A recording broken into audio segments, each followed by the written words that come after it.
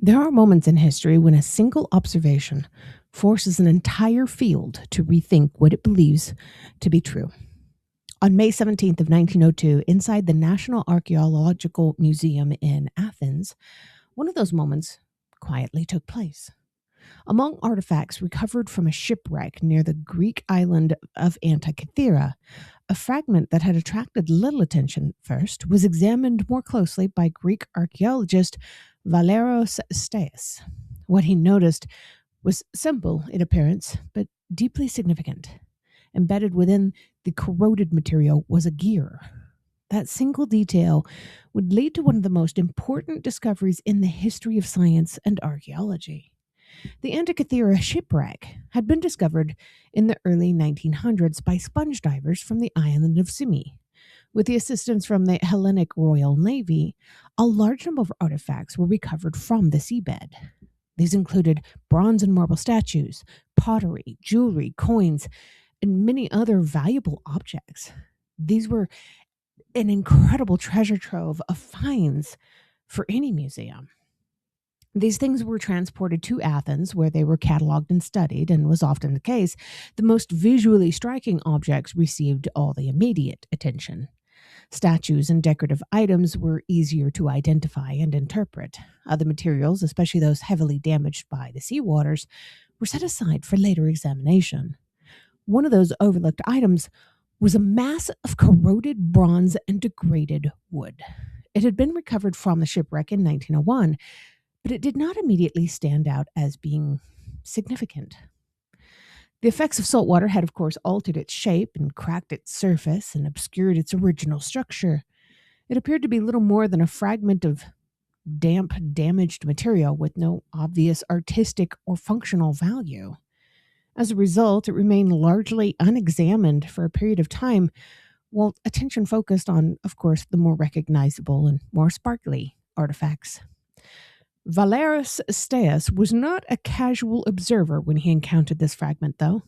He'd originally trained in medicine before turning to archaeology. He earned his doctorate from the University of Halle in 1885. He began working at the National Archaeological Museum of Athens in 1887, and eventually he became its director. During his career, he participated in and organized excavations across Greece, including sites in Epidaurus, Argolis, Attica, Dimini, and even Antikythera. He was experienced in identifying and interpreting archaeological material, and his attention to detail provided critical in this exact instance. When Stais examined the fragment on May 17th of 1902, he identified a gear embedded in it. This was not a decorative feature. It was a functional component, clearly manufactured with precision. The presence of the gear indicated that the object had once been a part of a mechanical device. This realization immediately raised questions about its purpose and its origin. Mechanical devices of this complexity were not widely associated with the ancient Greek world in the early 20th century. The discovery challenged existing assumptions about the technological capabilities of ancient societies. As the fragment and related pieces were studied further, additional details began to emerge. The object had been a compact device housed within a wooden case. Over time, it had broken into multiple fragments. Eventually, researchers identified more than 80 separate pieces. Among those were fragments containing gears and inscriptions. The largest surviving gear measured approximately 5 inches in diameter and had over 200 teeth. That level of craftsmanship required to produce such components was considerable, unheard of for the time. The device came to be known as the Antikythera mechanism. It's now understood to be an ancient Greek hand-powered instrument designed to model and predict astronomical phenomena. It could track the movements of the sun and moon. It could predict eclipses and represent important calendar cycles. It also included a system for tracking a 4-year cycle associated with major athletic competitions in the Greek world, like the Olympics. In modern terms, it's considered the earliest known example of an analog computer. The mechanism operated through a system of interlocking bronze gears. By turning a small crank, the user could set the device in motion. This movement would drive a series of gears trains inside of it that translated rotational input into coordinated outputs. These outputs corresponded to astronomical positions and cycles. The front of the mechanism included a dial representing the zodiac, while the back contained a spiral dial associated with longer-term cycles such as metonic cycles and the Saros cycles, which used to predict eclipses. Even now, this would work. One of the most remarkable aspects of the Antikythera mechanism is its complexity. Research does suggest that it originally contained at least 37 gears, all separate gears. These gears were precisely arranged to model irregularities in celestial motion, including variations in the moon's orbit. The design reflects a sophisticated understanding of astronomy and mathematics in the Hellenistic period.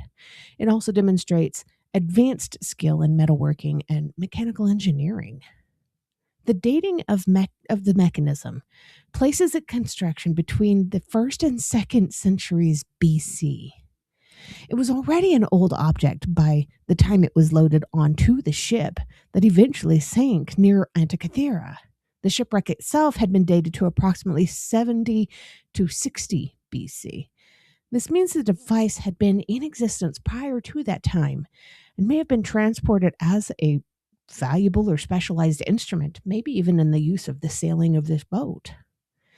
The origin of the mechanism, of course, is still debated. Some evidence suggests that it connections to centers of learning, such as Rhodes, which was known for its contributions to astronomy and engineering.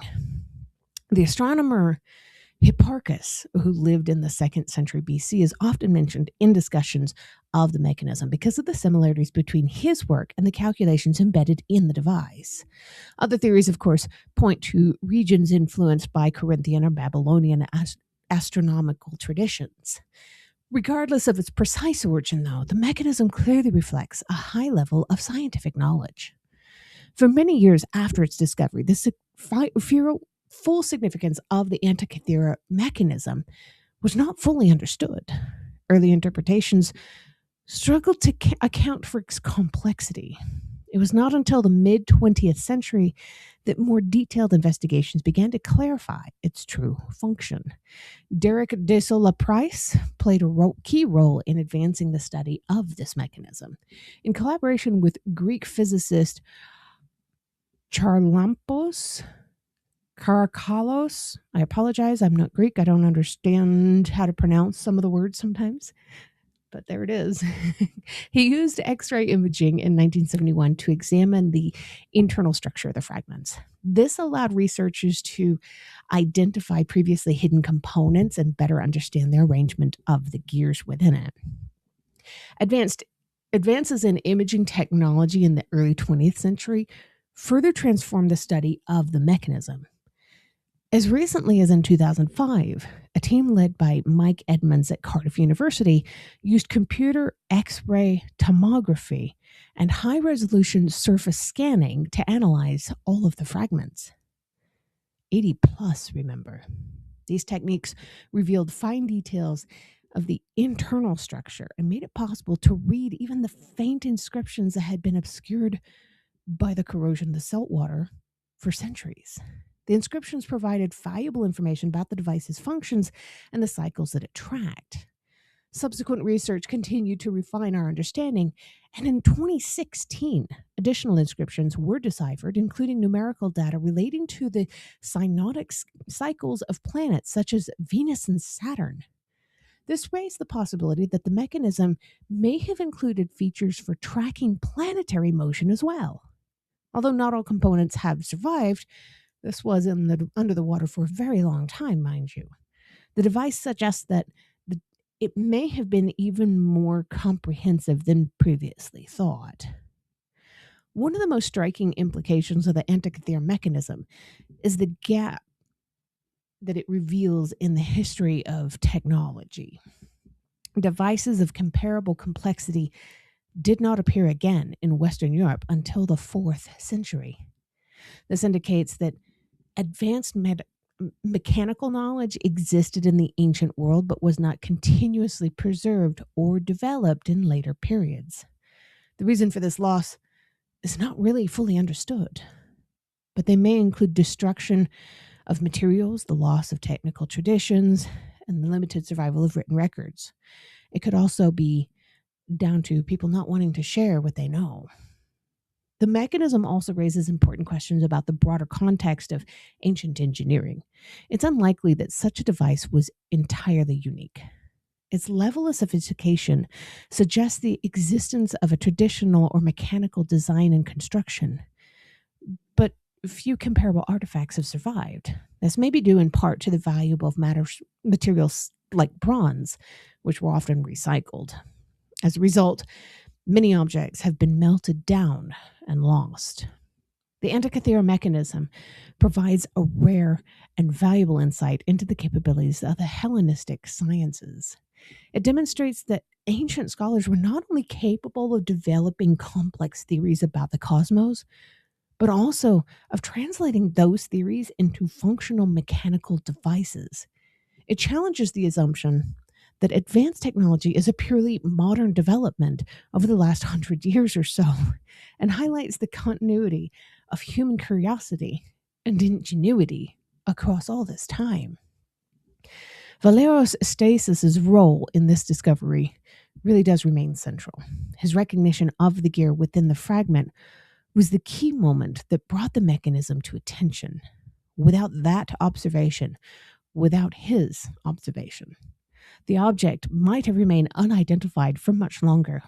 His work illustrates the importance of careful examination and the value of expertise in interpreting archaeological materials. Today, the fragment of the Antikythera mechanism, all of them, are preserved in the National Archaeological Museum in Athens. They're displayed alongside reconstructions that illustrate how the device may have originally appeared and functioned.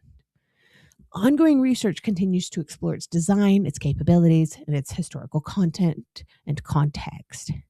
Each new study adds to our understanding, but the mechanism itself still retains elements of mystery within it. The discovery of the Antikythera mechanism is a reminder that the past contains knowledge that's not always immediately visible or fully understood. It shows that important insights can emerge from careful observation and sustained investigation. It also demonstrates that historical assumptions may be open to revision when the new evidence appears. And this is a good reminder that this is happening all the time. We might think we know all the answers, but we really don't. And as we consider the significance of this particular discovery, it's worth reflecting on how much of the ancient world still remains mostly unexplored or only partially understood. The Antikythera mechanism is one example of how a single object can reshape our understanding of an entire period of human history. It suggests that other discoveries of similar importance may still be waiting to be recognized. But now I want to hear from you in the comments. If a discovery like this could be completely capable of changing what we know about ancient science, what area of history do you think is most likely to surprise us next? And there's got to be quite a few. And of course, as always, if you enjoy stories like this, make sure you follow the History Happens Facebook page for more deep dives into history's most fascinating moments. And subscribe to the podcast so you never miss an episode. Remember, every subscription helps. And thank you for watching.